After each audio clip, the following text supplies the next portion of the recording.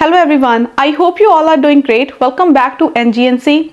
Today we're gonna be talking about all the mental health important topics for your NCLEX RN exam, for your RPN exam, for your LVN exam. So watch this video till the end for the better understanding. अगर आप exam के लिए जा रहे हो and if you are somebody who is a repeat test taker you can actually relate to this topic कि mental health में से आपको बहुत सारे क्वेश्चन आएंगे आपके एग्जाम में. सो आपका NCLEX RN एग्जाम कई बार 60 to 70% can be on the mental health. So mental health को समझने का या उसके जो क्वेश्चन है उसको करेक्ट करने का एक तरीका होता है, वो हम एंड में बात करेंगे कि कौन सी टिप्स हैं, ट्रिक्स हैं, स्ट्रेटजीज हैं जो आप अप्लाई कर सकते हो मेंटल हेल्थ के क्वेश्चन के लिए. सो आपका 99.9% में गारंटी ले सकती हूँ कि आपका क्वेश्चन करेक्ट होगा if you are applying this strategy. So mental health is a wide, बहुत बड़ी बड़ी बुक्स होती है मेंटल हेल्थ में. सो कई बार स्टूडेंट्स की कन्फ्यूजन होती है कि क्या पढ़े और क्या ना पढ़े मेंटल हेल्थ के लिए, या फिर जो स्टूडेंट्स मिस्टेक करते हैं वो ये होती है कि मोस्टली स्टूडेंट अनइम्पॉर्टेंट जो चीज़ें होती है वो पढ़ते रह जाते हैं, but in NCLEX RN exam और LVN exam they are asking something different.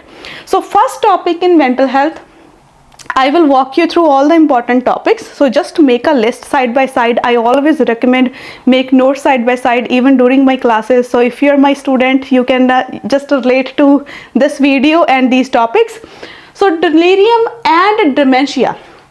So you need to know the difference between these two, delirium and dementia. We will be talking in detail about these two topics. So next topic you need to know Alzheimer disease. Alzheimer disease का आपको question आ सकता है sign and symptoms. Sign and symptom select all that apply question आ सकता है आपको, और they can ask you about what kind of treatment we will be providing to the Alzheimer patient, at what age patient is at risk of Alzheimer disease.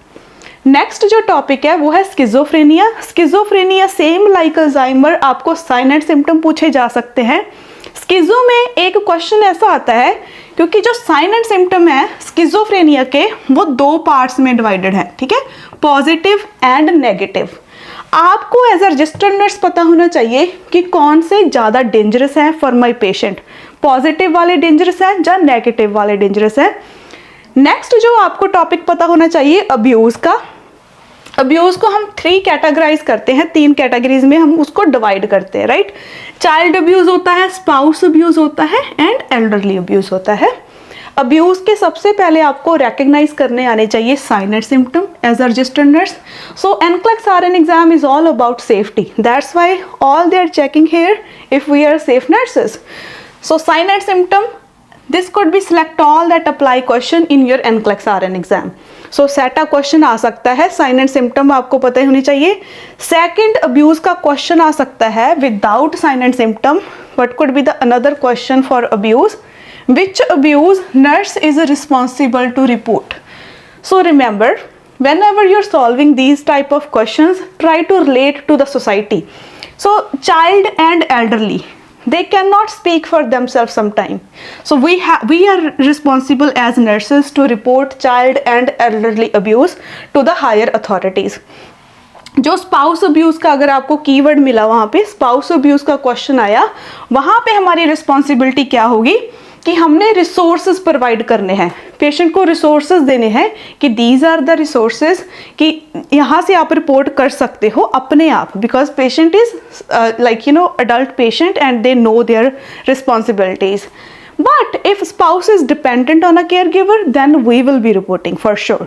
So look for those questions कि पूछ क्या रहे हैं, वो क्या keyword दिया है मेरे को क्वेश्चन में. Then next question related to abuse can be first nursing action. Always when you see there is a symptom of abuse, mostly abuse can be by the caregiver. So जो हमारा first response होगा as a nurse, हम separate करेंगे, patient को privately assess करेंगे, patient की assessment करेंगे. So separate, that is your answer. First nursing action, separate, right? Then next we will be talking about eating disorder. आपको question आ सकता है eating disorder का.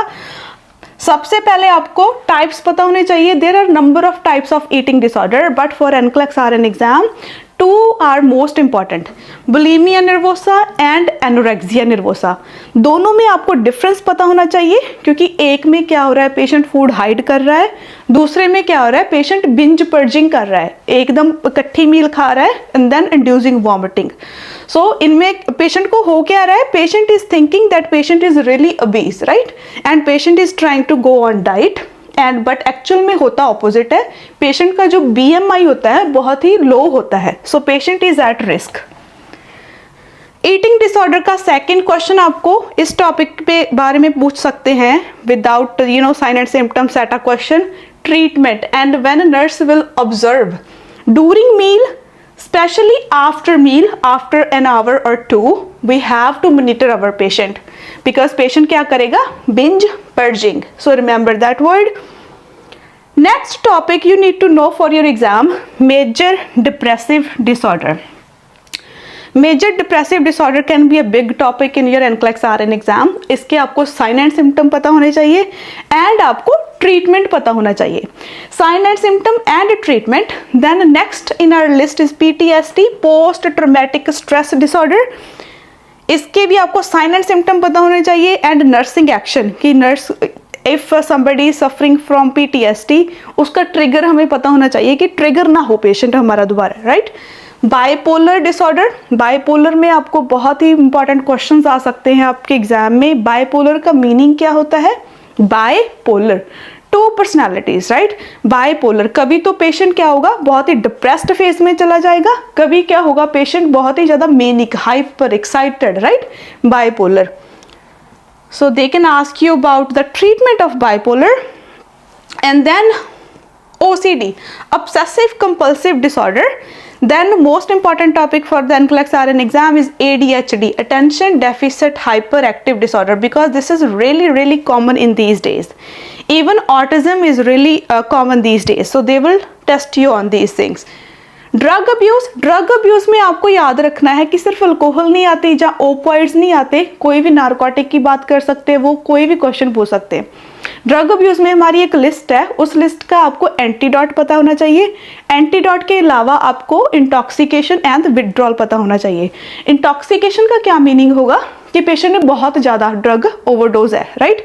विड्रॉल का मीनिंग क्या होगा, if somebody was on opioids for a month, की body depend हो गई है अभी, अगर उसने अभी स्टॉप किए एकदम abruptly stop, now body will show sign and symptom, withdrawal sign and symptom, so these can be really risky sometime, respiratory depression, right. So at that time we need to know कि what will be the nursing action.